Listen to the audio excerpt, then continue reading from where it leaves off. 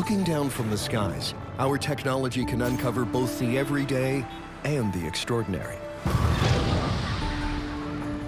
Amid the predictable and common, we discover seemingly alien landscapes, freakish phenomena, and traces of unexpected human secrets.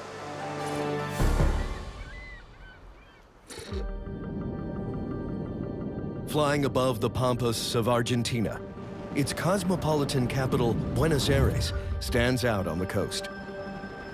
But only a few kilometers from the outskirts of the city, among the ordinary wetlands of the Paraná River, satellites uncover a mystery. This is super weird. It's a perfectly round island that appears to have been cut or stamped, as if with a cookie cutter, right into the earth. It looks like it's in a really wet, swampy area. It's totally bizarre. I've never seen anything like this before. But it's not simply the perfect shape that makes this uncanny. Tracking satellite images through time reveals it moves. That is wild. This round island looks like it's spinning in circles. It kind of makes it look like an eye looking around. That doesn't make any sense. Islands don't move.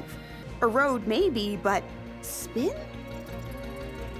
I mean, what is going on here? That can't be like a real thing, right? That has to be like an illusion.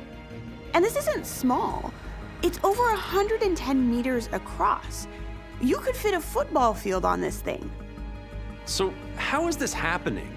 What is taking a chunk of land this size and making it spin around? Is this a sign of some kind of secret project? Or the remnant of a human-made feature from the past? Or could this be some kind of natural phenomenon? Is there something hiding underneath the surface that makes this happen?